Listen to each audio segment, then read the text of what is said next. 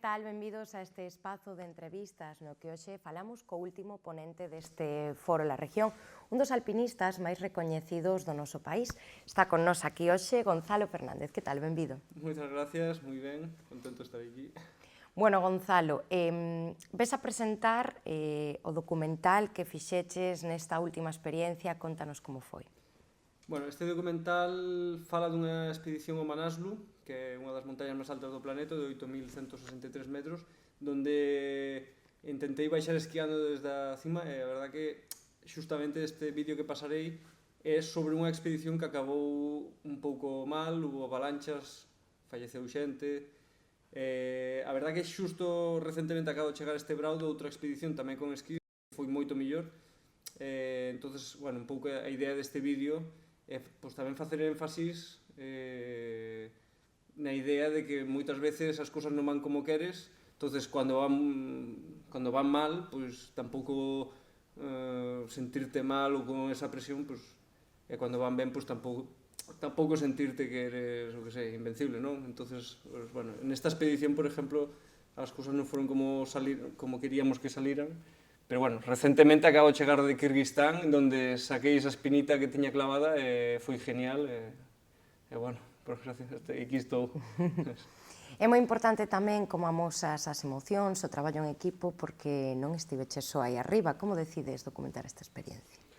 Bueno, ao final, as expedicións que eu fago caracterízanse por ser expedicións onde non contamos con oxígeno adicional nin xerpas, que, bueno, un pouco pa xente que non entenda o que significa, a certa altitud no Himalaya o teu corpo empeza como nunha... Bueno, empeza a morrer lentamente, non? A partir de 7.500 metros, non hai suficiente oxígeno, entonces a única forma de contrarrestalo é dúas opcións, de forma natural, aclimatando moi ben e intentando estar por tempo limitado en alta altitud e baixar, ou poñer oxígeno artificial, que, claro, desde o punto de vista meu e dos compañeros cos que suelo facer expedicións deste tipo, pois é un pouco, non facer trampas, pero bueno, sería como ir en bicicleta eléctrica a facer o Tour de Francia, non? Entonces, eso que implica é que o riesgo é moito maior, o tempo é moi limitado, entonces, se a meteorología se cambia repentinamente, o teu tempo para poder abandonar a montaña, o sea, perder a altura de 8.000, baixar a campo base, tes menos margen de error, entonces, pois, eso incrementa moito tamén a presión e a sensación de estar un pouco vulnerable nesas montañas. Entonces, tamén os equipos cos que eu suelo formar suelen ser pequenos porque hai moi pouca xente que se dedica a facer este tipo de expedicións. A verdad que, bueno, cada ano o pequeno grupo de amigos, bueno, amigos, ao final acabas facendo amistad, pero de alpinistas que nos dedicamos a facer esas cousas, pois, xa dentro de que somos poucos, pois, bueno, intentamos facer piña, pero, bueno, suelen ser equipos moi reducidos, 2, 3, 4 personas máximo, cando unha expedición comercial con oxígeno a veces son expedicións grandes de 20, 30 integrantes. Precisamente mencionabas esa pouca marxe de error que tendes a veces. Como é cando estás tan arriba ese medo que se sinte a pois non poder chegar, a saber que o mellor non podes alcanzar a cume, ter que cambiar os plans? Claro, aquí o tema é que hai que manterse bastante frío porque ao final tú a certa altitude, si realmente encima tú veches boas sensacións, vas cara a cima, ves que estás chegando e por algo se torce, como no vídeo do Manaslu, as cousas non saliron para nada ben, había moita neve na montaña, entonces ao final tes que tomar a decisión de baixar. A veces o máis complicado é pois cando sabes todo o proceso de preparar unha expedición, tanto físicamente, mental, económicamente, que son importes moi elevados que para unha persona que non teña patrocinadores moi potentes costa moito de abonar, pois sempre tes a tentación de seguir tirando para facer un pouco o efecto chamada, xa non por un mismo, de decir, hostia, se sale ben, sabes que as túas portas a nivel sponsorización e tal sempre serán maiores.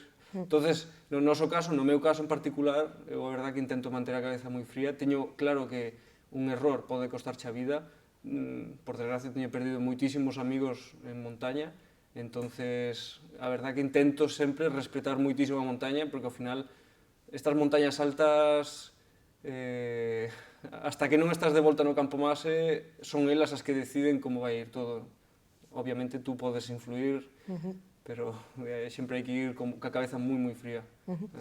En esta trayectoria de 2 décadas, que supoño que xa non ves da mesma forma pois, a escalada e o alpinismo, vívese distinto, non? Despois de 20 anos. Sí, sobre todo tamén un pouco o xiro que tomou últimamente o himalayismo, intentando abrir as portas a mellor a xente que non se dedicaba profesional ou semiprofesionalmente. Entonces, ahora, mellor, hai como unha tendencia de turistas de altura que non son moi montañeiros e intentan facer montañas altas. Por sorte para nós, este perfil de escalador ou de turista de altura sempre tende a ir ás mesmas montañas, que sería, o mellor, o Everest, esas colas que se forman. Hai 14 8.000, entonces é tan fácil como irte a cualquera dos outros 13 8.000. Pero a verdad que, bueno, as primeiras grandes expedicións non ves o peligro tan cara a cara, entonces pensas que eres un pouco invencible. Bueno, ao final a montaña vaite poñendo no teu sitio, a base de golpes vaite moldeando, bueno, teño visto quedarse xente moito máis forte que eu, moito máis técnica que eu, quedarse na montaña, entonces eso faite pensar fríamente e dicir, vale, non faces o héroe, e facelo por un mismo, eso tamén é moi importante. Hoxe en día a veces hai alpinistas importantes que teñen patrocinadores detrás que non sei se presionan ou non, pero é verdad que como escaladores non é fútbol, o sea, o noso deporte basase na pasión e o amor por as montañas, entonces a forma de poder ir ás montañas é gracias a pequenos sponsors que te poden axudar, pero se hai grandes cantidades de diñeiro, esa presión de decir que se non o ano que ven o mellor non podo pagarme unha expedición, pois, bueno, hai que ir sempre... E de que se aprende máis, dos acertos ou dos erros? Eu creo que o ser humano un pouco quédase máis a veces cando sale mal, ou menos no meu caso.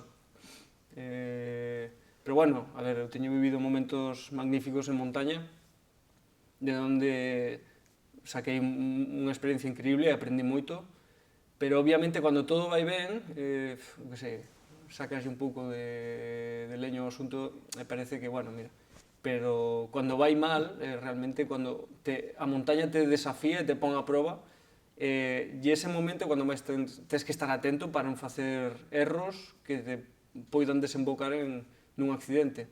Por exemplo, no vídeo do Manaslu, o meu compañero lesionouse, eu fui pa cima eu solo, e ás 3 da mañá, a uns menos 25 grados, ter que baixar a 7.300 metros eu solo, rapelando por as cordas congeladas, cas maus que non me sentía. O que queres é salir rápido de aí, entonces eses son os momentos críticos onde non fas cima, o teu tempo para baixar é limitado, pero ao mesmo tempo non podes correr porque sabes que se fas un error de cerrar mal un mosquetón, poñer mal o aparato para rapelar, cualquier pequeno fallo pode che costar moi caro, entonces, bueno, sempre é cando máis aprendín eu, no meu caso. Moi ben, Gonzalo, xa para rematar, quería che preguntar pois cales son os próximos retos, tes algunha expedición xa en mente? A verdade é que este verao, recentemente estuvemos en Kirguistán, nunha montaña de 7.134 metros, fixemos unha expedición un pouco peculiar, fomos unha expedición un pouco express, moi lixeira, cun amigo que tamén fixemos carreras de ultradistancia correndo e tal. Entonces intentamos misturar un pouco, non competición, pero bueno, alta montaña e un estilo un pouco máis, bueno, moito máis lixeiro que expedicións pesadas que, entonces, en tan solo 2 semanas aclimatamos moi rápido, empalmábamos de campo base a campo 3, facendo xornadas maratonianas. Respondimos super ben, o corpo foi un pouco un test para despois o mellor aplicar en montañas un pelín máis altas. Foi super ben, baixamos esquiando, entonces eu creo que eu estou aberto a todas as montañas que sempre me motiven, non? Ao final, unha montaña que non me acabe de motivar non iría porque é tan alto o coste económico tamén que Non merece a pena. Claro, entonces, este tipo de expedicións un pouco máis cortas, pero máis técnicas, tamén é unha cousa que non había feito este verao, saliu super ben e disfrutámoslo un montón. Ya é moi boa opción, entonces, pues, non sei, a mí os 8000 sempre me chamaron moito, pero como xa dixen outras veces, eu ante todo son montañeiro, alpinista, encántame estar na montaña, entonces eu simplemente visualízome pois, intentando ter unha vida moi larga nas montañas, adaptando pois, as actividades a como eu o sinta. Obviamente con 70 anos non vas a estar ao mellor facendo 8000, ou sí, porque Carlos Soria sigue, pero bueno, o que me pide o corpo, verdade? Intento non poñerme presión. É unha pregunta moi repetida, chegas dunha expedición e xa che están preguntando ya a seguinte, e hostia, acabo de chegar. Calma. Pero, bueno, tamén o presuposto que teña, non? A veces tamén é un pouco limitante, pois marcharte 2 meses, gastarte 20.000 euros, o sea, para unha persona normal que non teña grandes sponsors, é un desafío, máis casi que a montaña en sí. Pero, bueno, gustaríame seguir vinculado ao Himalaya, porque é o que me apasiona, a verdad, que a altura é diferente a cualquier outra montaña. Así que, bueno, todos os anos que poida seguir nesta tendencia, pois aguantar aí, e despois, pois non sei, virme dos Pirineos a vivir a Galicia e pouco máis. Pois moi ben, moitas gracias por acompañarnos. Moitas gracias. E moitas grazas a vostedes por estar con nos nun programa máis e vémonos no seguinte.